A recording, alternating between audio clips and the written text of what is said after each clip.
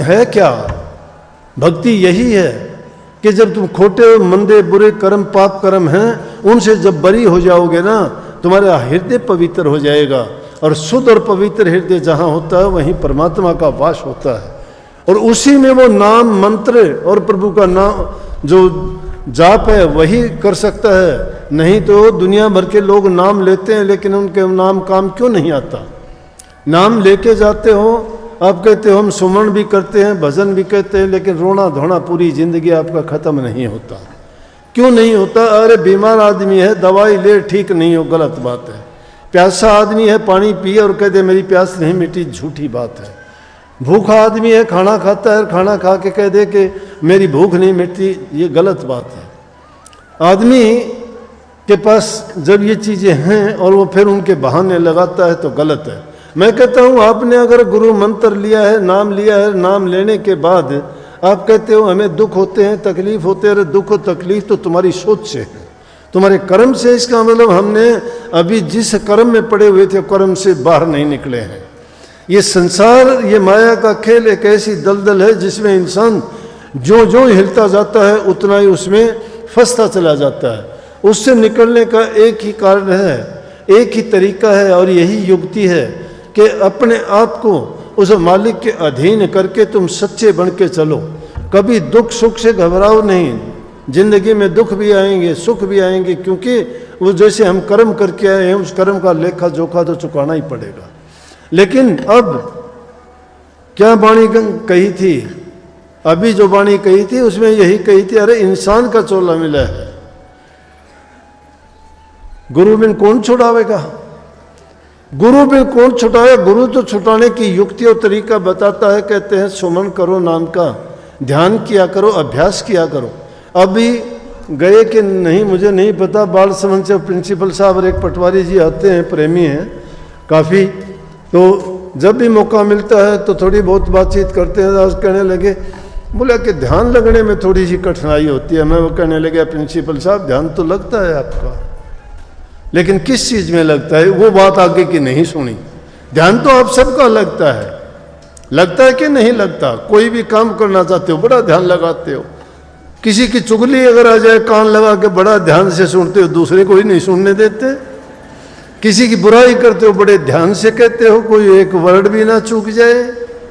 वो ध्यान है, वो ध्यान है, लेकिन ध्यान डाइवर्ट कर रखा है आपने। वो दुनियादारी की चीजों में, पाप कर्मों में लगा रखा है। उस ध्यान को सत्कर्म में क्यों नहीं लगाते? उस ध्यान को जो मालिक ने तुम्हें तरीका बताया उसके अनुसार क्यों नहीं चलते? ध्यान लगाओ, और वो ध्यान लगाते वक्त जो दुनियादारी की चीजें हैं जितनी भी, उन चीजों की ओर गौर ना करो। कहते नहीं, अरे छोड़ नहीं, इन चीजों की ओर क्यों ध्यान देता है? क्यों ध्यान देता है? बोलने के लिए साधारण रूप में बोल देते हो, क्यों ध्यान देता है? अरे ध्यान इधर कर, ध्यान इधर कर। नाम में ध्यान क्यों नहीं लगाते? कभी ये भी कहा करो, अरे नाम में ध्यान लगा। ध्यान लगाना कोई नई बात नहीं है। किस चीज का ध्यान लगाओ? प्रभु के नाम में ध्यान लगाओ, नेक कामों में ध्यान लगाओ, अपनी मन की वृत्तियों को ठहराओ, इनमें जो भागने की आदत से उनसे बचाओ। जैसे इस वाणी में कहा ना कि जैसे कुत्ते की भांति कभी मन इधर भागता है, कभी उधर भागता है, कभी कुछ सोचता है, कभी कुछ सोचता है। इसकी सोच को डाइवर्ट कर दो, उसको बदल दो। दुनियादारी की तरफ से हटा के मालिक की तरफ क्यों नहीं जोड़ देते? साधारण शब्दों में ही बात पूरी हो जाती कि रब दा की पावना, इथों पुटना इथों लावना। परमात्मा का पाना क्या है? अरे इन चीजों की ओर से मन को हटा के प्रभु की ओर मन को जोड़ के तो देखिए। लेकिन कठिन है। कठिन क्यों है? कि जिन लोगों के बीच रहते हैं वो सब एक ही पाठ पढ़े हुए हैं, एक ही रास्ते पे जा रहे हैं, उनका बहाव दूसरी तरफ है, दुनियादारी का रास्ता है वो। और इसके विपरीत जब चलोगे तो कठिनाइयां तो आएंगी, बहुत आएंगी। इतनी परेशानियां आएंगी कि आपको भटका देंगी रास्ते से।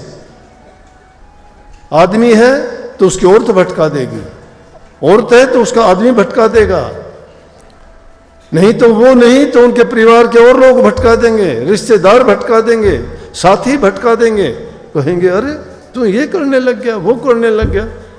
खोटे मंदे कर्म करते हो, शराब पीते हो, चोरी करते हो, कोई मना नहीं करता आपको। शराब के ठेके पर तो जैसे मंदिर में माथा झुकाते हो यूं जाके ले आते हो खड़ाक देसी, लेकिन गुरु के दरबार की तरफ चलते हो तो कहता है कि मेरा घरवाला नहीं आने देता जी, और घरवाला रोज ठेके पे खड़ा रहता है, क्यों आने देगा आपको? घर बर्बाद हो गए इस नशे के कारण। जवान जवान बच्चे बर्बादी के रास्ते पे चले हैं। एक औरत बेचारी रो रही थी, पता नहीं क्या नाम, सिट्टा पिट्टा के कही थी, वो कह रही थी कि सिट्टा खाता है। सिट्टा क्या है हमने देखा है, जो भी है वो हमने सुना नहीं, लेकिन वो बीमारी क्या बीमारी है कहते हैं, बर्बाद कर देता है। वो तो बुद्धि भ्रष्ट कर देता है, जीवन खराब, पैसा बर्बाद, घर बर्बाद, बच्चे बर्बाद, जीवन बर्बाद। अरे इंसान का चोला क्यों मिला था? अभी नहीं कही थी कि नर्तन चोला पाए के तन नहीं पिछाड़ा राम, नहीं पिछाड़ा राम। कैसे कब? नर्तन पाए के। नर का चोला पाके तुमने अगर परमात्मा को नहीं पिछाना तो बर्बाद कर दिया सबका सब। ये मनुष्य का जीवन बड़े दुखों के बाद, बहुत अच्छे कर्मों के बाद, बड़ी युगों के बाद मिला है। 84 योनियों में धक्के खा खा के अपने ऊंचे नीचे कर्म के भोगने के बाद ये अवसर मिला है। इसलिए कहिए कि नर्तन चोला पाए कितना नहीं पिछाना राम। राम को नहीं पिछाना, उस भक्ति के मार्ग की ओर नहीं चले। अगर इसको पहचानते, कर्म बढ़ाओ अपना, लेकिन मैं कहता हूं बुरे कर्म करने वाला कभी सुखी रहता है क्या? लालच इंसान को बर्बाद कर देता है। तुम लालच करके कि इसकी संपत्ति लूट लूं, इसका धन लूट लूं, मैं इसको मार देता हूं, मैंने नहीं देखा वो इंसान सुखी होगा। किसी संपत्ति लूटने के लिए उसको तुम मार देते हो, तुम प्रकट हो जाते हो कि इसने गुनाह ये पाप किया है, तुम जेल में सड़ोगे। कहाँ गई संपत्ति? पाप सिर के ऊपर रख लिया, गुनाह तुम्हारे कर लिया, ना तुम्हें दुविधा में दोनों गई, माया मिली न राम। तुम्हें तो उसके बदले में खोटे कर्म भी किए, संपत्ति भी गई, जेल भी, यहाँ भी भोगोगे। और यहाँ की कानून सजा देगा वो तो देगा, आगे भी नरकों में जाके सजा भोगनी पड़ेगी। लेकिन इंसान की बुद्धि ऐसी भरमी हुई है, नहीं मानता है। महापुरुष आके समझाते हैं, भाई ये गंदे मंदे कर्म करके तुम कितने दिन जी लोगे, क्या पालोगे? आदमी थोड़े में संतोष कर ले। परमात्मा ने सब कुछ बख्शा, सुंदर शरीर दिया, इस शरीर से अच्छे काम करो, मन में अच्छे ख्याल विचार करो, हर प्रकार से संपूर्ण हो शरीर से। हाथ पांव आंख कान ज्ञान इंद्री कर्मेंद्री सब आपकी बहुत अच्छी तरह काम करती है, स्वस्थ शरीर है। इसको नर नारायणी देह कहा गया है कि नारायण का रूप है ये, और इसमें हरि वास करता है। लेकिन इसमें कचरा भर दिया हमने, गंदे कर्म करके, गंदे विचार करके, बुरे खोटे मंदे पाप करके। उन पापों को करके हमने अपनी बर्बादी, खुद की बर्बादी की है। जीवन जीने के लिए इंसान लाखों प्रकार के प्रयत्न करता है। आपको रोग बीमारी हो जाती है, दवाई लेते हो, कोई गंदगी मैला लग जाता है, इसको शरीर को साफ करते हो, इसको सजाने के लिए सुंदर वस्त्र पहनते हो, इसको हष्ट पुष्ट बनाने के लिए अच्छा पौष्टिक भोजन खाते हो, और अगर कोई गंदी मंदी चीज हो तो उससे कैसे बचते हो। सब चीज़ों का प्रयास करते हो इसलिए कि जीवन हमें सुख दे, अच्छा बीते, दुख ना दे और हम लंबा जीवन जिए। लेकिन जो अपने जीवन की परवाह नहीं करता है, मौत को गले लगाते हैं। कोई नशा करके, कोई खोटे कर्म करके, कोई किसी को दुख देके, कोई कत्ल करके, क्या है? 2 मिनट का काम है, क्या मिल जाएगा? प्रभु ने आपको जीवन दिया है, जीवन को सुखी आराम से भोगो। और परमात्मा का है, सुख दुख आते हैं तो आदमी मस्त रहो, जैसे कि संतों ने वाणी कही। नानक साहब कहते हैं कि जिसकी वस्तु तिस आगे रखे, प्रभु की आज्ञा माने माथे, उससे चौगुण करे निहाल, नानक साहब सदा दयाल। जिसकी वस्तु तिस आगे रखे, ये सब कुछ किसकी संपत्ति? प्रभु की संपत्ति है, मालिक की है ये। जिसकी वस्तु है उसके आगे रख दो, उसको संभलाओ उसकी। जब उसको रखोगे वो तुम्हें कमी नहीं रहने देगा, उसके चौगुण करके देगा आपको। लेकिन प्रभु की आज्ञा मानने मत है। उसकी आज्ञा क्या है? उसको संत मौज कहते हैं, उसको सिख लोग हुक्म कहते हैं। हम कहते हैं कि परमात्मा की मर्जी, उसकी मर्जी, हुक्म, मौज, रजा, ये सब एक ही चीज के पर्यायवाची हैं कि जो मालिक की रजा में रहता है उसकी मौज में, अगर दुख देता है स्वीकार करो कि हमारा कर्म है। परमात्मा ने किसी को दुख नहीं दिया, वो हमारे कर्म का फल है। हमने कोई ना कोई खोटा मंदा कर्म किया था जिसका फल है ये।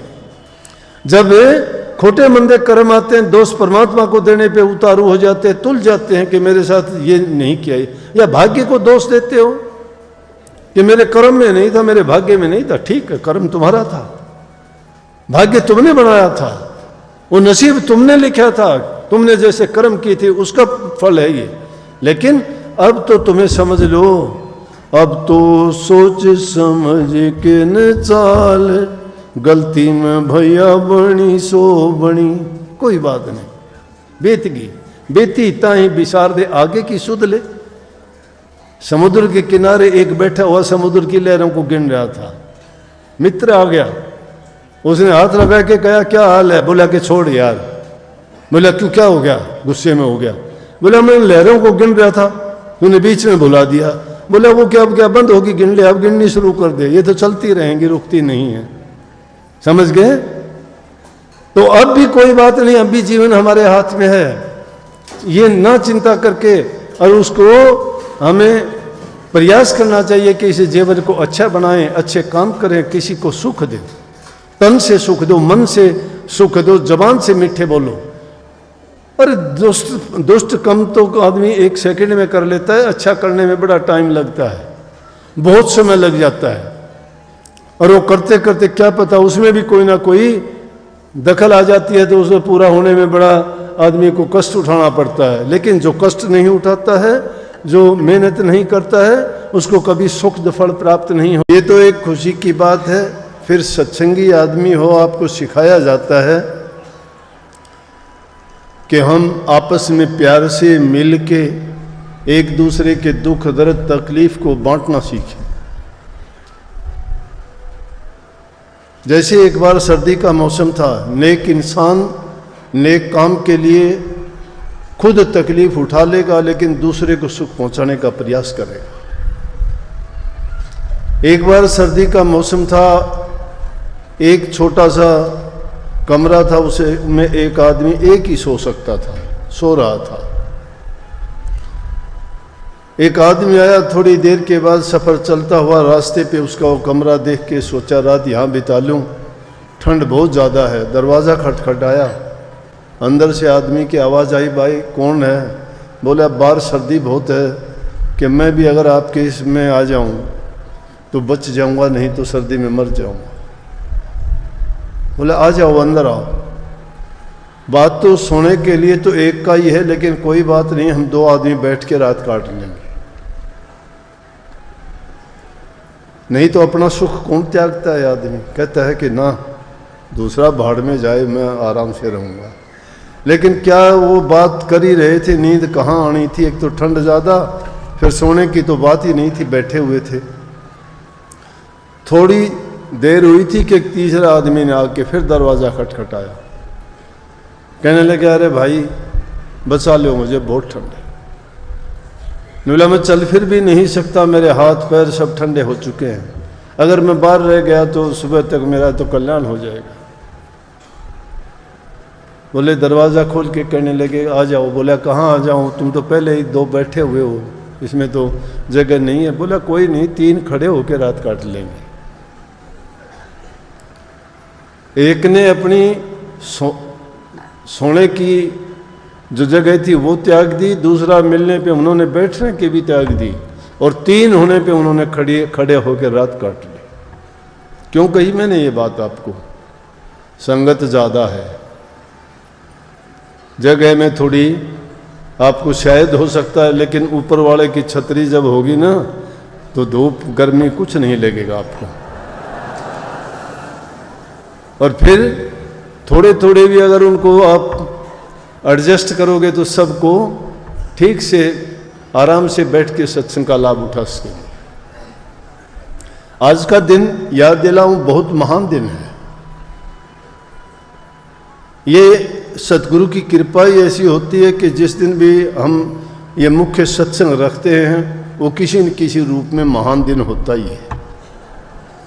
पहले सोच के रखा ही नहीं, इतवार सोच के रखा था, क्योंकि यहाँ पे 2-3 साल से सत्संग नहीं हुआ।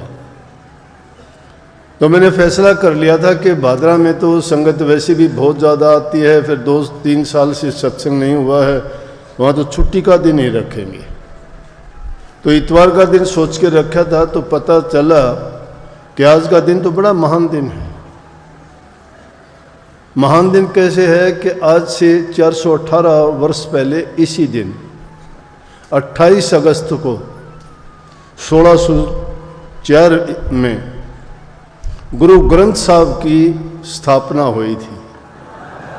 गुरु ग्रंथ साहब सिखों का एक धार्मिक वो ग्रंथ है जिसको रचने के बाद 10वें गुरु ने ये कह दिया था कि अब गुरु नहीं, गुरु अगर ढूंढना चाहते हो तो गुरु ग्रंथ साहब को ही गुरु मानना।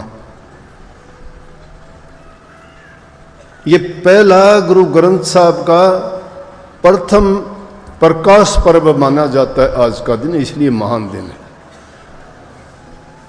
सिख धर्म का सबसे बड़ा दिन इससे कोई नहीं हो सकता। तो हम भी उसी जमात के, उसी नानक साहब को, उन्हीं सिद्धांतों को, उन्हीं धर्म को, उन्हीं मर्यादाओं का पालन करने वाले हैं। हमारे भी नियम वही हैं, हमारे भी सिद्धांत वही हैं। संत सभी एक ही संदेश देते हैं कि बुरे और खोटे कर्मों को त्याग करके प्रभु की भक्ति करो, नेक कर्म करो, मनुष्य मात्र के उद्धार, कल्याण और भलाई और नेक काम करोगे तो तुम्हारा जीवन पवित्र होगा। गुरु ग्रंथ साहब में 1430 पन्ने हैं और 5894 शब्द हैं उसमें, और पहले 6 गुरुओं की वाणी है और 15 दूसरे संतों की वाणियों का भी संकलन किया गया है। ये 5वें बादशाह अर्जन साहब ने करवाई थी। गुरु ग्रंथ साहब का संकलन करवा कर आज के दिन हरमंदिर साहब में प्रथम पाठ जो गुरु नानक साहब के सिद्धांत, नियम और जो उपदेश हैं मुख्य करके बाबा बूढ़ा ने उनको पढ़ के सुनाया संगतों को। उससे पहले हरमंदिर साहब को बड़ा सजाया गया और बहुत खुशी के साथ आज के दिन उनका प्रथम वो दिन था जब बाबा बूढ़ा ने, बाबा बूढ़ा कौन था? 6-7 पीढ़ियों तक बाबा बूढ़ा सिख गुरुओं को सेवा की उन्होंने। बहुत छोटी सी उम्र में नानक साहब के समय में आगे थे और उन्होंने 6 गुरुओं तक की सेवा की। ग्रंथ लिखने में उनका बहुत ज़्यादा योगदान था, क्योंकि सब गुरु उनके सामने से हुए तो उन्होंने उनके बहुत से जो उपदेश थे, नियम थे, उनकी शिक्षाएं थी, उनको बताने में और उनको प्रमाणित करने में बड़ी मदद की थी। अर्जन साहब जब 5वें गुरु गद्दी पे आए, रामदास जी के ये पुत्र थे, उनके 4 लड़कों में सबसे छोटे थे। बड़े बुद्धिमान, बड़े धैर्यवान, बड़े शील स्वभाव के और बहुत ही इतने नेक महापुरुष थे कि बचपन से ही ये गुण इनमें पहले से झलकते थे। तो पृथ्वीचंद इनका बड़ा भाई था जो गुरु साहब इनके पिताजी के साथ साथ रहता था, लेकिन वो अच्छी नीयत का आदमी नहीं था। और उन्होंने क्या किया था कि ग्रंथ साहब को अपनी वाणी उनमें जोड़नी शुरू कर दी थी। जब अर्जन साहब ने ये देखा कि ये तो महापुरुषों की वाणी के साथ अन्याय करते हैं, दूसरी वाणियों को उनमें मिला के मिलोनी करके गलत करते हैं जो इस ग्रंथ साहब में मिलाने लायक नहीं है, या संतों की वाणी के बराबर उनको लगाना उचित नहीं है, तो उन्होंने उन जो मुख्य रूप से इनके सिद्धांत और नियम थे और जो मूल कापी तीसरे गुरु अमरदास जी के पुत्र के पास थी, तो अमरदास जी ने जब उनसे मंगवाई, वो कहने लगे भाई उनसे जाके ले आओ ग्रंथ साहब को संकलन करके और हम उसको इकट्ठा करके रखेंगे। तो उनके पास लेने के लिए गए, उन्होंने इनकार कर दिया कि मैं नहीं दूंगा। तो पांचवें गुरु ने इतने उनकी बड़ाई के गीत गाए कि तुम तो बहुत नेक हो, तुम्हारी तो बड़ी इज्जत है, दरवाज़ा खोलो, कृपया करके हमें दो, मदद दो। लेकिन वो बड़े उन्होंने हठ किया और बड़ी मुश्किल से, लेकिन अर्जुन साहब ने उस ग्रंथ को पूर्ण करवा के और आज के दिन स्थापना की गुरु ग्रंथ साहब की। और उस दिन के बाद पांचवीं बादशाही ने बिस्तर छोड़ दिया, कभी बिस्तर पे नहीं सोए। यह उनका प्रण था। गुरु ग्रंथ साहब की स्थापना ऊंचे से ऊंचे स्थान पे की। आज भी आप देखते होंगे जब उसको लेके चलते हैं, चंवर ढुड़ाते हैं, ऊंचे स्थान पे रखते हैं और गुरु ग्रंथ साहब को इतने सम्मान की दृष्टि से देखते हैं। बहुत उच्चकोटि का ग्रंथ है, जिसमें सिखों के बाद के एक आध गुरु के बाद में और जोड़े गए हैं। छठे, सातवें, आठवें गुरु ने तो कोई वाणी लिखी नहीं, लेकिन नौवें गुरु की कुछ वाणियाँ उनमें और संकलन कर दी। और वो 10वीं बादशाही ने दूसरा ग्रंथ तैयार किया था। और उसका भी दूसरा ग्रंथ तैयार करने का कारण बना था कि जब कोई वाणी के बारे में किसी सिख ने पूछा कि जी इस वाणी का सही अर्थ करके बताओ, तो आपस में थोड़ा उनका तर्क वितर्क हुआ तो कहने लगे भाई गुरु ग्रंथ साहब ले आओ, उससे तसल्ली हो जाएगी, जो उसमें लिखा है वो सच्चा होगा। लेकिन जब उन्होंने उस ग्रंथ साहब को मंगवाया तो हरगोविंद का पोता था, उसके पास वो ग्रंथ साहब था जो असली था। उसने बड़ा ताना दे दिया।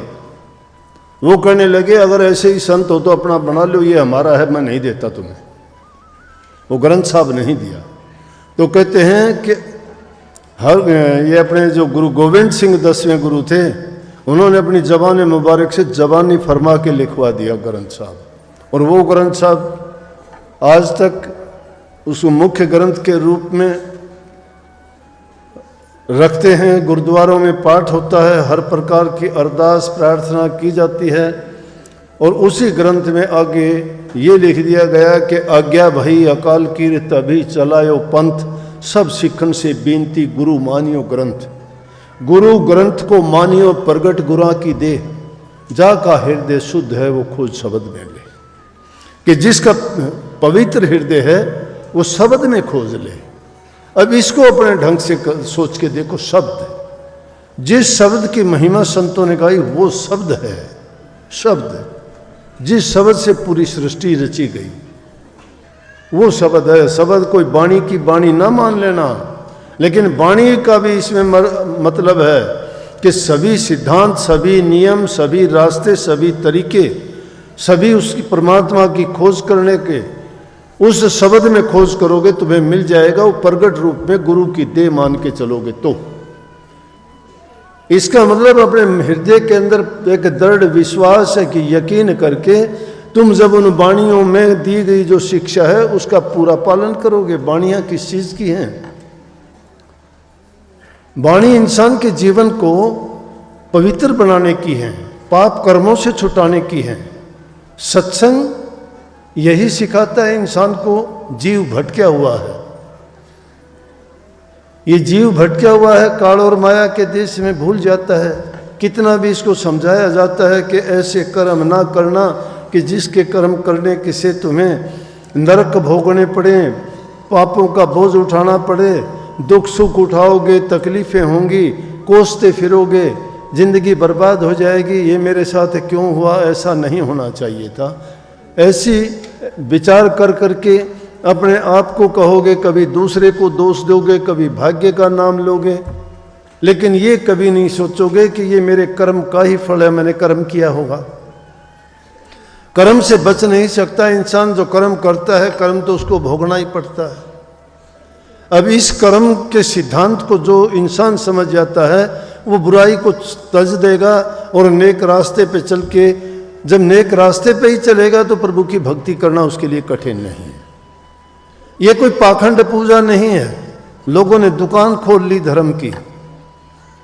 नाम ले लो, नाम ले लो, क्या नाम ले लो? नाम लेके बहुत बैठे हैं। नाम लेने वालों का कल्याण हो गया क्या? नाम है क्या चीज? नाम वो नेक नियति है जिसके कारण इंसान कोई किसी का बुरा कर्म ना करे, कोई पाप ना करे, किसी को दुख ना दे, चोरी ना करे, छल कपट ना करे, बेईमानी ना करे, भ्रष्टाचारी ना हो, अपनी हक हलाल की ईमानदारी की कमाई करके खाए, उसका जीवन पवित्र होगा, पवित्र जीवन होगा, उसका पवित्र मन होगा, पवित्र मन होगा, वो पवित्र काम करेगा। जिसके कर्म पवित्र नहीं है, कर्म नाम किसका है? तुम कर्म और किसी चीज, कर्म नाम काम का है। जो काम करते हो पवित्र काम करो। पवित्र काम नहीं करता है उस इंसान को परिणाम कभी अच्छा नहीं मिलता। आप तो देख लो, कभी भी करके देख लो, जिसने भी बुरे किए हैं उसको नतीजा हाथ के हाथ मिलता है। अगर किसी गरीब को दुख दोगे वो नहीं बोलेगा बेचारा गरीब है, दुर्बल है, शक्ति नहीं है, हर प्रकार से गरीब है, और तुम हर प्रकार से संपन्न हो, शक्तिशाली हो, ताकतवर हो, उसको दबाओगे। लेकिन कितने दिन दबाओगे? एक दिन ऐसा आएगा कि तुम्हारा सर्वनाश हो जाएगा। वो नहीं बोलेगा बेचारा, क्योंकि उसकी औकात नहीं है, वो आपका मुकाबला नहीं कर सकता। परंतु तुमने जो कर्म कर लिया है वो कुछ नहीं करेगा, तुम्हारा कर्म ये लौट के तुम्हें बर्बाद कर देगा। इसलिए कर्म को सुधारो।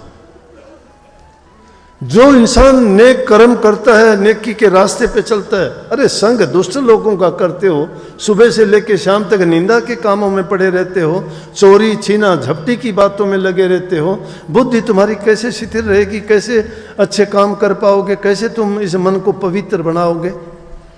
जिस इंसान का संग अच्छा नहीं, खान पान अच्छा नहीं, रहन सहन जिसका सही नहीं, तो कर्म कहाँ से उसके अच्छे होंगे?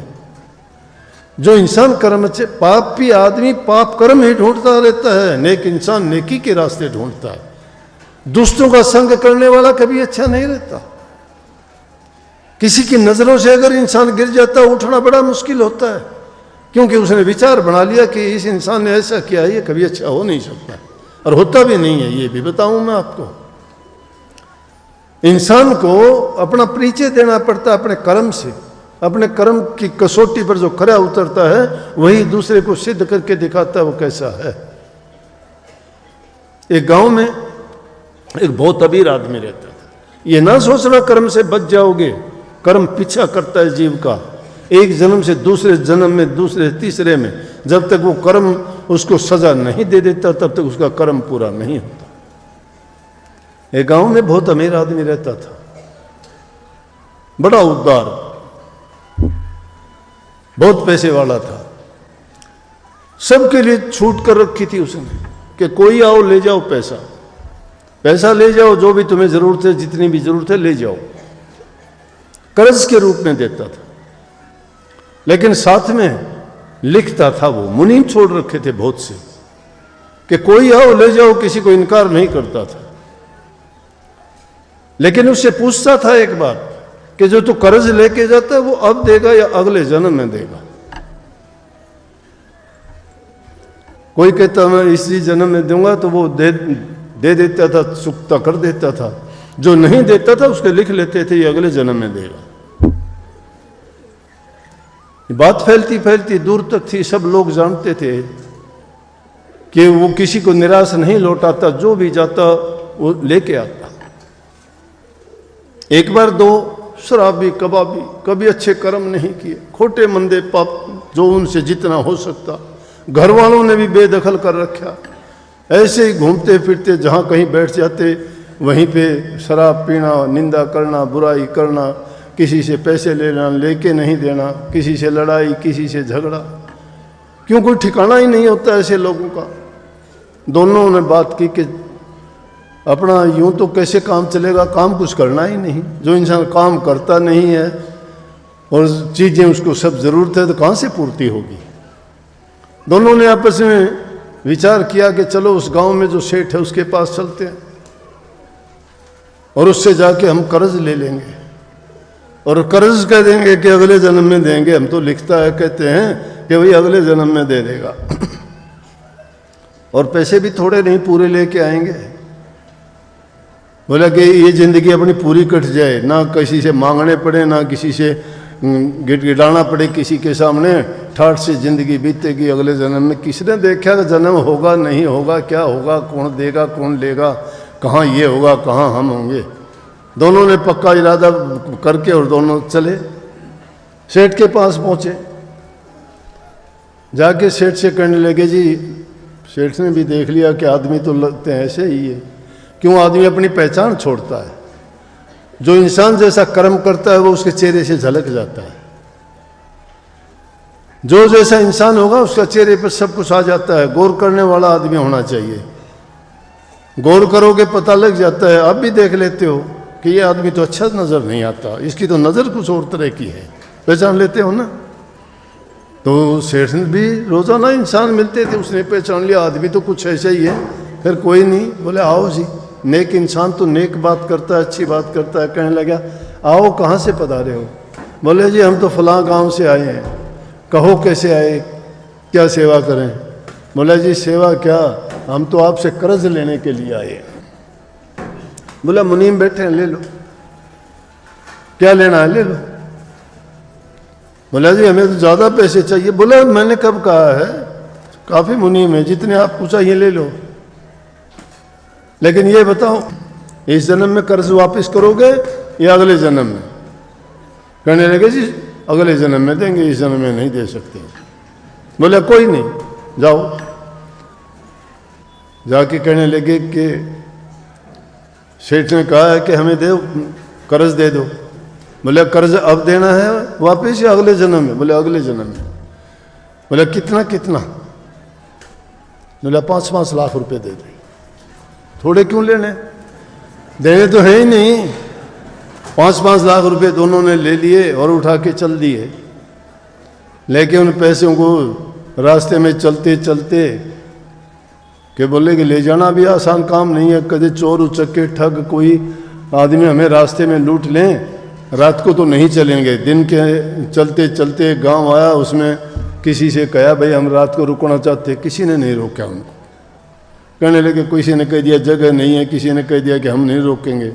आखिर में एक गांव के बारवाई, जानते हो ना बारवाई, बाहर एकदम एक तेली का मकान था, उससे जाके बोले, कहने लगे भाई हमें रात को रुकना है, रोटी राटी की हमें ज़रूरत नहीं है, रात काटनी है, सुबह को चले जाएंगे।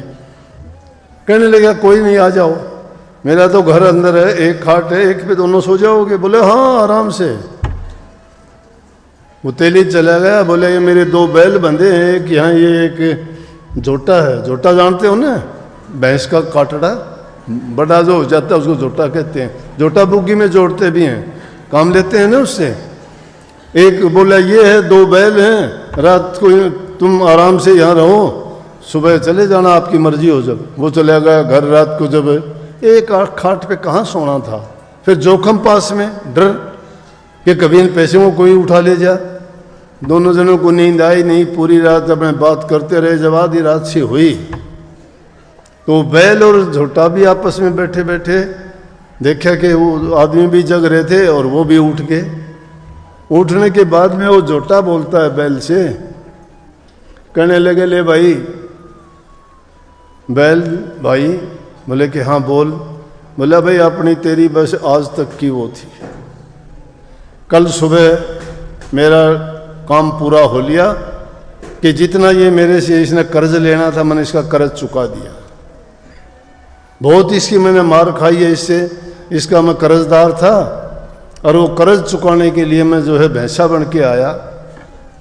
ये मुझे गाड़ी में जोड़ता था, बाहर ला देता था, मेरे से नहीं चलता था, मुझे पीटता था, खाने को देता वही, उसी में मैं गुजारा करता था। लेकिन भाई मेरा कर्ज था, वो कर्ज मैंने उतार दिया। सुबह को मैं तो मर जाऊंगा और तेरी मेरी दोस्ती खत्म। वो दोनों सुन रहे इन बातों को। बोला कर्ज? बैल बोला भैया कर्जदार तो मैं भी हूं इसका, और 2-4 घंटे अगर रुक जाता तो मेरा भी कर्ज पूरा हो जाएगा कल।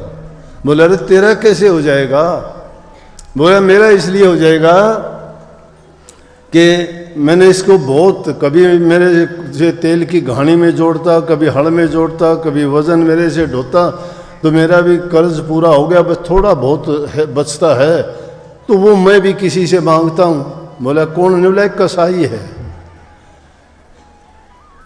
उस कसाई को मेरे पैसे देने हैं। और वो कसाई सुबह को मुझे खरीदने के लिए आएगा, क्योंकि उसने भी कर्जा देना है। बस सुबह आएगा, वो 2-3 घानी तेल की निकालेगा, निकालने के बाद में कसाई आएगा, कसाई आते ही जो है जो भी वो पैसे मांगेगा ये वो पैसे दे देगा। यहाँ से तो कर्जा फारिग हो गया, और मेरा कर्जा फारिग इसलिए हो जाएगा जब मुझे लेके जाएगा गांव से बाहर निकलते ही मैं मर जाऊंगा। बोले अपनी भी दोस्ती खत्म। दोनों ने बात सुनी कि भाई अजीब बात है, ये पिछले जन्म का कर्जा ये बैल बन के दे रहा है, ये झोटा बन के दे रहा है दुष्ट आदमी। हम तो 5-5 लाख रुपए बंधे बैठे हैं, अपना क्या हाल होगा। लेकिन देखते हैं, क्या पता सुबह को अगर ये झोटा मर जाता है फिर देखेंगे, ये बैल मर जाता है फिर देखेंगे। वही हुआ, सुबह को दिन निकला, तेली आया, देखता है थोड़ी देर के बाद में झोटा गिरा और गिरते ही धड़ाम देसी मर गया। उनको तसल्ली होगी, एकदम से रेस फेर कि ये तो मुश्किल होगी भाई, हमें भी कर्जा तो देना पड़ेगा। हम तो सोचते थे देना ही नहीं होगा, लेकिन ये तो बहुत बुरी बात होगी, क्या करें। बोले कि बैल का और देख लेते हैं कि बैल ने भी कही थी। तेली आया, उसने 2-3 घानी निकाली। बोले अरे तुम जाने के लिए कह रहे थे। बोला जी जाना तो था, लेकिन अभी थोड़ा और देख के जाएंगे एक बात। बोले अच्छा भाई। वो 2-3 घानी निकाली, इतनी देर में एक कसाई आया। कसाई आके कहने लगा बैल बेच ले भाई ये। बोले हाँ बेच दूंगा। बोला कितने रुपए? बोला 30 रुपये। बोला ये ले 30 रुपये। जो उसने मांगे उसने कुछ नहीं कहा, जितने मांगे उतने दे दिए। दे के बैल को लेके चला। वो पीछे पीछे जाके देखा बैल गांव की सीम से बाहर निकलते ही बैल भी लेट गया, खत्म। उनको दोनों को यकीन हो गया, दोनों कहने लगे कि ये कर्ज करना पड़ेगा हमें, हम नहीं लेना चाहते, चल कर्जा वापस दे के आएंगे। सेठ के पास गए वापस। सेठ देख के बोला भाई क्या बात हुई, कैसे आ गए? बोला सेठ जी माफ़ करो हमें, हम आपसे कर्ज लेना नहीं चाहते। बोला भाई मैंने तो दर्ज कर दिया कि अगले जन्म में दोगे, अब ये पैसे मेरे काम नहीं है, ले जाओ तुम, मैं ये कलम नहीं उतारूंगा। बोला जी हम पैसे वापस करने नहीं। बोला ले जाओ पैसे, मैं कम मांगता हूँ, अब तो लिखा गया सो लिखा गया, वो नहीं कटेगा, चाहे दे के जाओ चाहे ना लेके जाओ। मुश्किल होगी, क्या करें। उन पैसे को लेके दोनों जन वापस चल दिए। चलते चलते विचार करते हुए जंगल के बीच में पहुँचे। एक रास्ता पड़ता था चौराया सा, उस रास्ते के पास में बैठ गए। बैठ के बड़ा विचार करे आपस में। बोले इस पैसे का क्या करें अब, ये तो कर्जा हो गया हमारे सिर। बोले एक काम करते हैं। दोनों ने बात करी, आसपास के गांव पड़ते थे उनसे मजदूर लेके बहुत बड़ा तालाब बनवा दिया। बहुत सुंदर तालाब, पक्का एकदम, चारों तरफ दीवार, तली भी उसकी पक्की। आई बरसात, पानी का भर गया, सब उसका जो मिट्टी विट्टी थी जम गई, मोती जैसा पानी हो गया। आसपास के गांव वालों ने देखा भाई बहुत नेक काम किया, और वो भी एक कमरा बना के वहीं रहने लगे दोनों। आसपास के गांव के लोग वहाँ आए पशुओं को पानी पिलाने के लिए, लाठी लेके बैठे दोनों। बोला पानी नहीं पीने देंगे। बोले अजीब बात है, तालाब इतना सुंदर बनवाया, पानी इसमें है, पानी नहीं पीने देंगे। बोले भाई क्यों? बोला क्यों क्या हमारा है? बोला क्यों, तो फिर किस मतलब से बनवाया? बोले भाई हम तो यहाँ पहरेदार छोड़े गए हैं, ये तालाब हमने नहीं बनवाया, ये तो उस गांव वाले सेठ ने बनवाया है। बोले अब उसने हमारी ड्यूटी लगा रखी है, उन्होंने भी युक्ति सही निकाली। बोले तुम उनके पास जाओ, वो अगर कहेंगे तो हमारी तरफ से चाहे कुछ भी करना। जब वो गांव के मौजूद आदमी 2-4 जो आसपास के गांव थे वो लोग इकट्ठे होके उनके पास पहुंचे और जाके कहने लगे सेठ जी इतना अच्छा आपने तालाब बनवाया, बहुत अच्छा पानी है, सब के सब लोग आपके बड़े गीत गाते हैं, बहुत बड़ाई करते हैं कि भाई नेक इंसान है, इतने गांव के बीच में बहुत लोगों को फ़ायदा होगा, पशु पंछी पानी पिएंगे लोगों को। तो बड़ी इससे खुशी हुई थी, लेकिन वो तो खुशी गम में बदल गई। बोला क्यों? बोले आपने गलत आदमी छोड़ दिए वहाँ। बोले कौन सा तालाब, कैसे आदमी? मैंने तो जितने तालाब बनवा रखे उन पे छूट है, पानी कोई पियो, कुछ भी किसी तरह प्रयोग करो। बोला नया जो बनाया बहुत सुंदर बनाया आपने। बोला कहाँ, मुझे दिखाओ ना। लेके गए, जाके देखा तालाब बहुत सुंदर। बोला भाई वाकई में सुंदर, लेकिन मैंने नहीं बनवाया ये। न्यूला जी वो कहते हैं, न्यूला कौन? न्यूला वो कमरे में गए, दोनों को ले बुला के, देखते ही सेठ समझ गया कि ये तो वो दोनों हैं। बोले भाई मैंने कब बनवाया? न्यूला सेठ जी आपने पैसे दिए थे, वो आपने लिए नहीं, कर्ज हम लेके जाना नहीं चाहते, आपने कर्ज उतारा नहीं, हमने सोचा कोई ना कोई नेक काम कर दें जिसके कारण जो हमारा भी कर्ज नहीं चढ़ेगा और आपका भी पुण्य अच्छा होगा।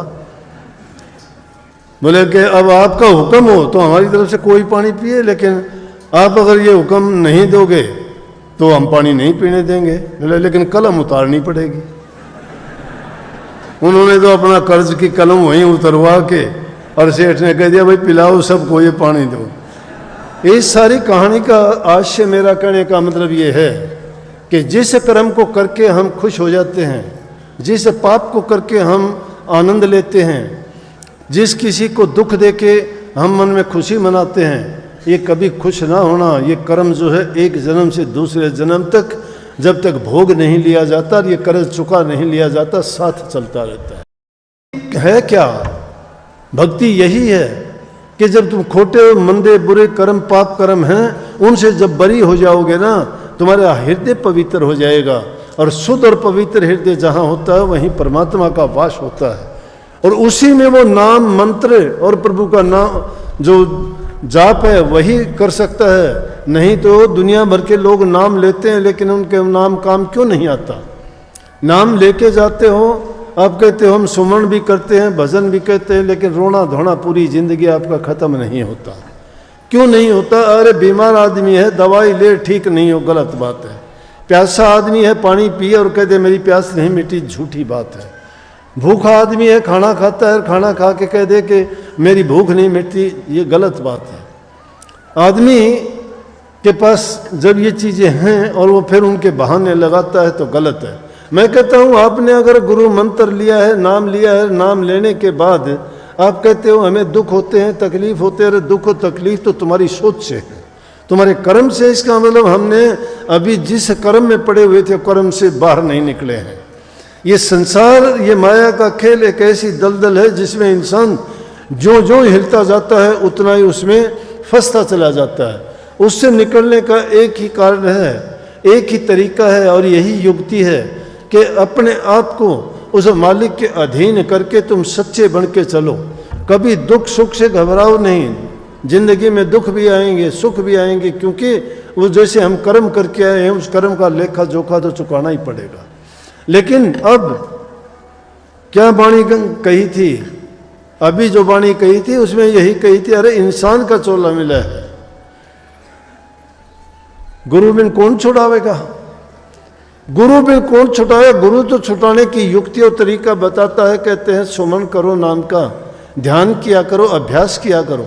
अभी गए कि नहीं मुझे नहीं पता, बाल समन से प्रिंसिपल साहब और एक पटवारी जी आते हैं, प्रेमी हैं काफ़ी, तो जब भी मौका मिलता है तो थोड़ी बहुत बातचीत करते हैं। आज कहने लगे, बोला कि ध्यान लगने में थोड़ी सी कठिनाई होती है। मैं वो कहने लगे प्रिंसिपल साहब ध्यान तो लगता है आपका, लेकिन किस चीज़ में लगता है? वो बात आगे की नहीं सुनी। ध्यान तो आप सबका लगता है कि नहीं लगता? कोई भी काम करना चाहते हो बड़ा ध्यान लगाते हो। किसी की चुगली अगर आ जाए कान लगा के बड़ा ध्यान से सुनते हो, दूसरे को ही नहीं सुनने देते। किसी की बुराई करते हो बड़े ध्यान से कहते हो, कोई एक वर्ड भी ना चूक जाए। वो ध्यान है, वो ध्यान है, लेकिन ध्यान डाइवर्ट कर रखा है आपने। वो दुनियादारी की चीजों में, पाप कर्मों में लगा रखा है। उस ध्यान को सत्कर्म में क्यों नहीं लगाते? उस ध्यान को जो मालिक ने तुम्हें तरीका बताया उसके अनुसार क्यों नहीं चलते? ध्यान लगाओ। और वो ध्यान लगाते वक्त जो दुनियादारी की चीजें हैं जितनी भी, उन चीजों की ओर गौर ना करो। कहते नहीं, अरे छोड़ नहीं, इन चीजों की ओर क्यों ध्यान देता है? क्यों ध्यान देता है? बोलने के लिए साधारण रूप में बोल देते हो, क्यों ध्यान देता है? अरे ध्यान इधर कर, ध्यान इधर कर। नाम में ध्यान क्यों नहीं लगाते? कभी ये भी कहा करो, अरे नाम में ध्यान लगा। ध्यान लगाना कोई नई बात नहीं है। किस चीज का ध्यान लगाओ? प्रभु के नाम में ध्यान लगाओ, नेक कामों में ध्यान लगाओ, अपनी मन की वृत्तियों को ठहराओ। इनमें जो भागने की आदत से उनसे बचाओ। जैसे इस वाणी में कहा ना कि जैसे कुत्ते की भांति कभी मन इधर भागता है, कभी उधर भागता है, कभी कुछ सोचता है, कभी कुछ सोचता है। इसकी सोच को डाइवर्ट कर दो, उसको बदल दो। दुनियादारी की तरफ से हटा के मालिक की तरफ क्यों नहीं जोड़ देते? साधारण शब्दों में ही बात पूरी हो जाती कि रब दा की पावना, इथों पुटना इथों लावना। परमात्मा का पाना क्या है? अरे इन चीजों की ओर से मन को हटा के प्रभु की ओर मन को जोड़ के तो देखिए। लेकिन कठिन है। कठिन क्यों है? कि जिन लोगों के बीच रहते हैं वो सब एक ही पाठ पढ़े हुए हैं, एक ही रास्ते पे जा रहे हैं, उनका बहाव दूसरी तरफ है, दुनियादारी का रास्ता है वो। और इसके विपरीत जब चलोगे तो कठिनाइयां तो आएंगी, बहुत आएंगी। इतनी परेशानियां आएंगी कि आपको भटका देंगी रास्ते से। आदमी है तो उसकी औरत भटका देगी, औरत है तो उसका आदमी भटका देगा, नहीं तो वो, नहीं तो उनके परिवार के और लोग भटका देंगे, रिश्तेदार भटका देंगे, साथी भटका देंगे। कहेंगे अरे तू ये करने लग गया, वो करने लग गया। खोटे मंदे कर्म करते हो, शराब पीते हो, चोरी करते हो, कोई मना नहीं करता आपको। शराब के ठेके पर तो जैसे मंदिर में माथा झुकाते हो यूं जाके ले आते हो खड़ाक देसी, लेकिन गुरु के दरबार की तरफ चलते हो तो कहता है कि मेरा घरवाला नहीं आने देता जी, और घरवाला रोज ठेके पे खड़ा रहता है। क्यों आने देगा आपको? घर बर्बाद हो गए इस नशे के कारण। जवान जवान बच्चे बर्बादी के रास्ते पे चले हैं। एक औरत बेचारी रो रही थी, पता नहीं क्या नाम, सिट्टा पिट्टा के कही थी। वो कह रही थी कि सिट्टा खाता है। सिट्टा क्या है? हमने देखा है, जो भी है वो हमने सुना नहीं, लेकिन वो बीमारी क्या बीमारी है कहते हैं, बर्बाद कर देता है। वो तो बुद्धि भ्रष्ट कर देता है, जीवन खराब, पैसा बर्बाद, घर बर्बाद, बच्चे बर्बाद, जीवन बर्बाद। अरे इंसान का चोला क्यों मिला था? अभी नहीं कही थी कि नर्तन चोला पाए के तन नहीं पिछाड़ा राम, नहीं पिछाड़ा राम। कैसे, कब? नर्तन पाए के। नर का चोला पाके तुमने अगर परमात्मा को नहीं पिछाना तो बर्बाद कर दिया सबका सब। ये मनुष्य का जीवन बड़े दुखों के बाद, बहुत अच्छे कर्मों के बाद, बड़ी युगों के बाद मिला है। 84 योनियों में धक्के खा खा के अपने ऊंचे नीचे कर्म के भोगने के बाद ये अवसर मिला है। इसलिए कहिए कि नर्तन चोला पाए कितना नहीं पिछाना राम। राम को नहीं पिछाना, उस भक्ति के मार्ग की ओर नहीं चले। अगर इसको पहचानते, कर्म बढ़ाओ अपना। लेकिन मैं कहता हूं बुरे कर्म करने वाला कभी सुखी रहता है क्या? लालच इंसान को बर्बाद कर देता है। तुम लालच करके कि इसकी संपत्ति लूट लूं, इसका धन लूट लूं, मैं इसको मार देता हूं, मैंने नहीं देखा वो इंसान सुखी होगा। किसी संपत्ति लूटने के लिए उसको तुम मार देते हो, तुम प्रकट हो जाते हो कि इसने गुनाह ये पाप किया है, तुम जेल में सड़ोगे। कहाँ गई संपत्ति? पाप सिर के ऊपर रख लिया, गुनाह तुम्हारे कर लिया, ना तुम्हें दुविधा में दोनों गई, माया मिली न राम। तुम्हें तो उसके बदले में खोटे कर्म भी किए, संपत्ति भी गई, जेल भी, यहाँ भी भोगोगे। और यहाँ की कानून सजा देगा वो तो देगा, आगे भी नरकों में जाके सजा भोगनी पड़ेगी। लेकिन इंसान की बुद्धि ऐसी भरमी हुई है, नहीं मानता है। महापुरुष आके समझाते हैं, भाई ये गंदे मंदे कर्म करके तुम कितने दिन जी लोगे, क्या पालोगे? आदमी थोड़े में संतोष कर ले। परमात्मा ने सब कुछ बख्शा, सुंदर शरीर दिया, इस शरीर से अच्छे काम करो, मन में अच्छे ख्याल विचार करो, हर प्रकार से संपूर्ण हो शरीर से। हाथ पांव आंख कान ज्ञान इंद्री कर्मेंद्री सब आपकी बहुत अच्छी तरह काम करती है, स्वस्थ शरीर है। इसको नर नारायणी देह कहा गया है कि नारायण का रूप है ये, और इसमें हरि वास करता है। लेकिन इसमें कचरा भर दिया हमने, गंदे कर्म करके, गंदे विचार करके, बुरे खोटे मंदे पाप करके। उन पापों को करके हमने अपनी बर्बादी, खुद की बर्बादी की है। जीवन जीने के लिए इंसान लाखों प्रकार के प्रयत्न करता है। आपको रोग बीमारी हो जाती है, दवाई लेते हो, कोई गंदगी मैला लग जाता है, इसको शरीर को साफ करते हो, इसको सजाने के लिए सुंदर वस्त्र पहनते हो, इसको हष्ट पुष्ट बनाने के लिए अच्छा पौष्टिक भोजन खाते हो, और अगर कोई गंदी मंदी चीज हो तो उससे कैसे बचते हो।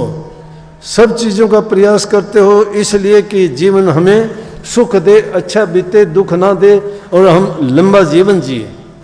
लेकिन जो अपने जीवन की परवाह नहीं करता है, मौत को गले लगाते हैं, कोई नशा करके, कोई खोटे कर्म करके, कोई किसी को दुख देके, कोई कत्ल करके, क्या है? 2 मिनट का काम है, क्या मिल जाएगा? प्रभु ने आपको जीवन दिया है, जीवन को सुखी आराम से भोगो। और परमात्मा का है, सुख दुख आते हैं तो आदमी मस्त रहो, जैसे कि संतों ने वाणी कही। नानक साहब कहते हैं कि जिसकी वस्तु तिस आगे रखे, प्रभु की आज्ञा मानने माथे, उससे चौगुण करे निहाल, नानक साहब सदा दयाल। जिसकी वस्तु तिस आगे रखे, ये सब कुछ किसकी संपत्ति? प्रभु की संपत्ति है, मालिक की है ये। जिसकी वस्तु है उसके आगे रख दो, उसको संभलाओ उसकी।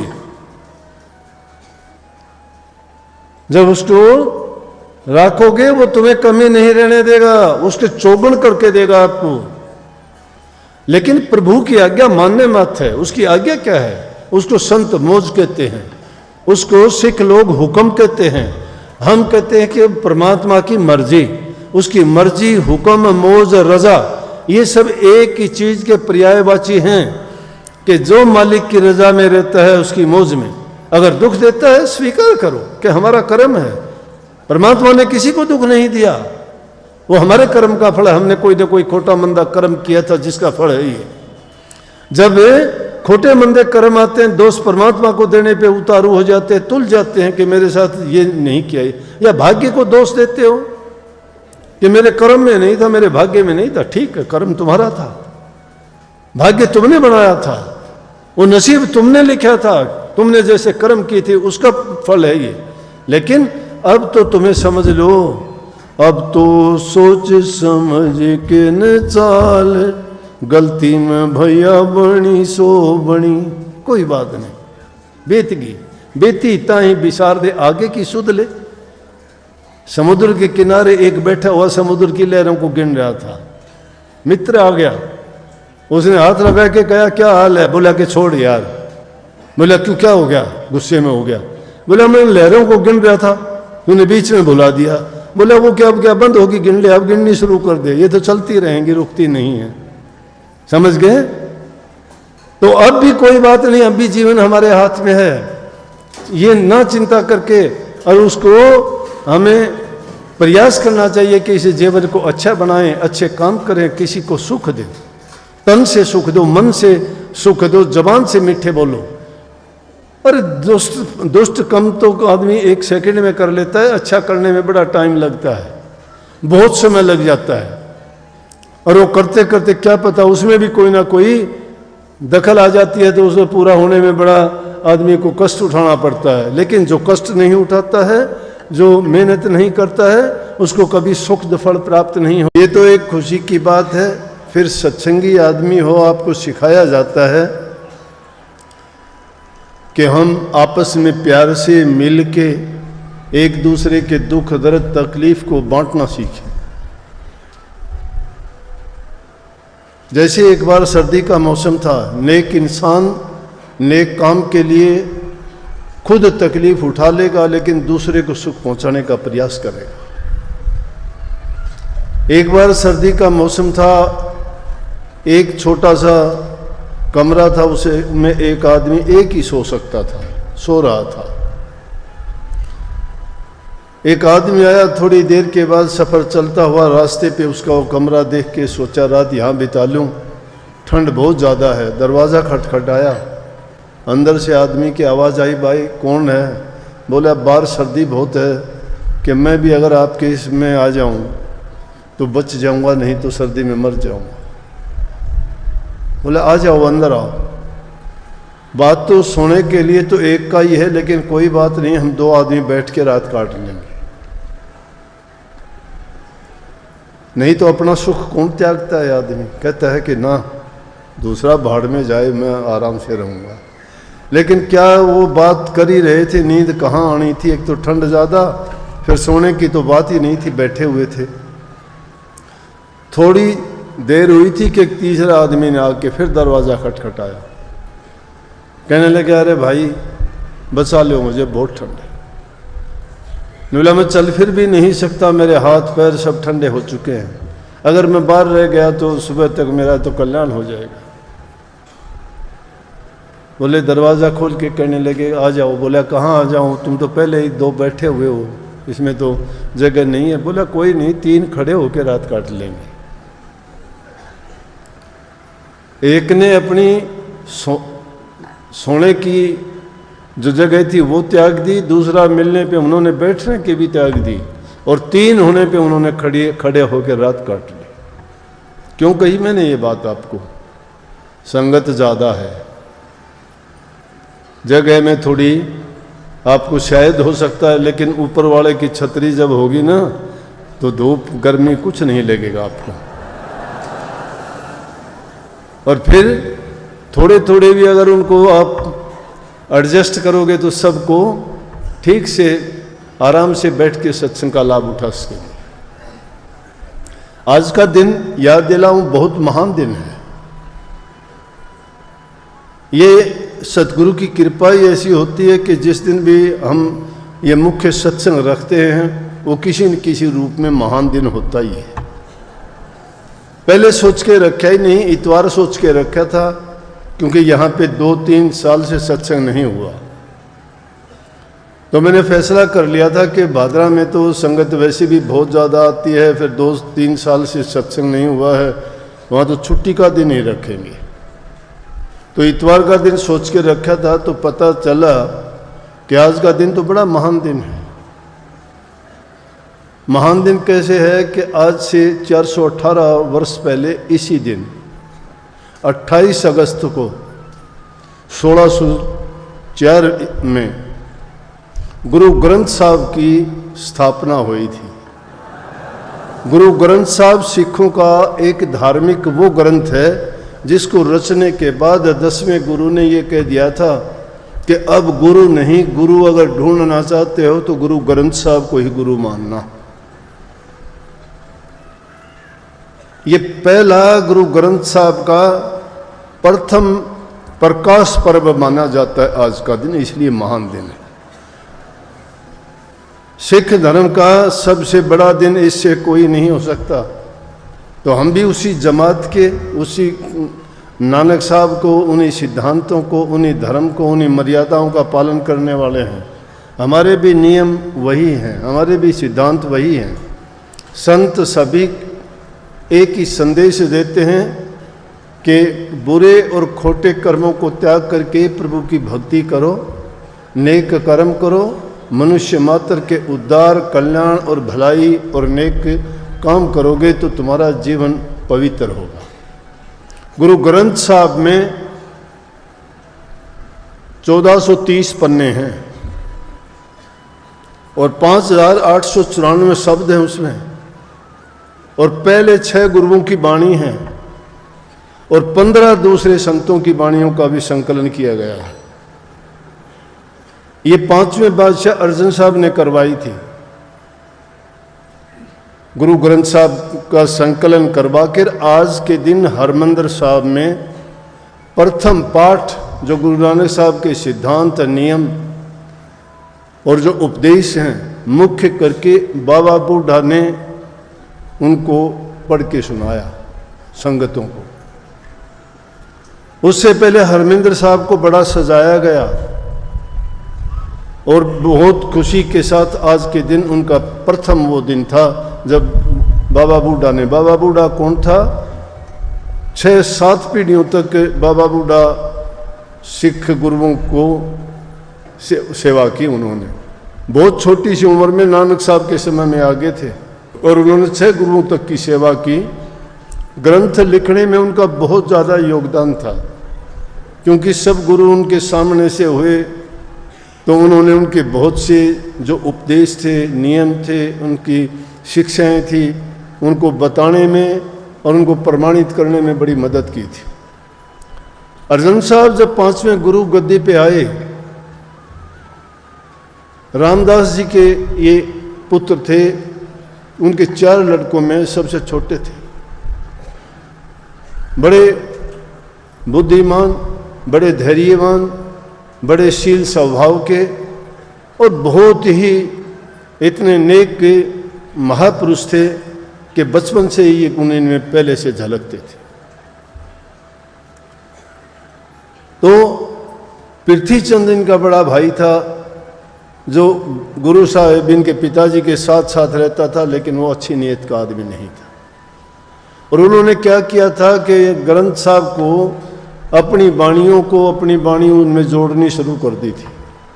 जब अर्जन साहब ने ये देखा कि ये तो महापुरुषों की बाणी के साथ अन्याय करते हैं, दूसरी बाणियों को उनमें मिला के मिलोनी करके गलत करते हैं, जो इस ग्रंथ साहब में मिलाने लायक नहीं है, ये संतों की बाणी के बराबर उनको लगाना उचित नहीं है, तो उन्होंने उन जो मुख्य रूप से इनके सिद्धांत और नियम थे और जो मूल कापी तीसरे गुरु अमरदास जी के पुत्र के पास थी, तो अमरदास जी ने जब उनसे मंगवाई, वो कहने लगे भाई उनसे जाके ले आओ ग्रंथ साहब को संकलन करके और हम उसको इकट्ठा करके रखेंगे। तो उनके पास लेने के लिए गए, उन्होंने इनकार कर दिया कि मैं नहीं दूंगा। तो पांचवें गुरु ने इतने उनकी बड़ाई के गीत गाए कि तुम तो बहुत नेक हो, तुम्हारी तो बड़ी इज्जत है, दरवाज़ा खोलो, कृपया करके हमें दो, मदद दो। लेकिन वो बड़े उन्होंने हठ किया और बड़ी मुश्किल से, लेकिन अर्जन साहब ने उस ग्रंथ को पूर्ण करवा के और आज के दिन स्थापना की गुरु ग्रंथ साहब की। और उस दिन के बाद पांचवीं बादशाही ने बिस्तर छोड़ दिया, कभी बिस्तर पे नहीं सोए। यह उनका प्रण था। गुरु ग्रंथ साहब की स्थापना ऊंचे से ऊंचे स्थान पे की। आज भी आप देखते होंगे जब उसको लेके चलते हैं, चंवर ढुड़ाते हैं, ऊंचे स्थान पे रखते हैं और गुरु ग्रंथ साहब को इतने सम्मान की दृष्टि से देखते हैं। बहुत उच्चकोटि का ग्रंथ है, जिसमें सिखों के बाद के एक आध गुरु के बाद में और जोड़े गए हैं। छठे, सातवें, आठवें गुरु ने तो कोई बाणी लिखी नहीं, लेकिन नौवें गुरु की कुछ बाणियाँ उनमें और संकलन कर दी।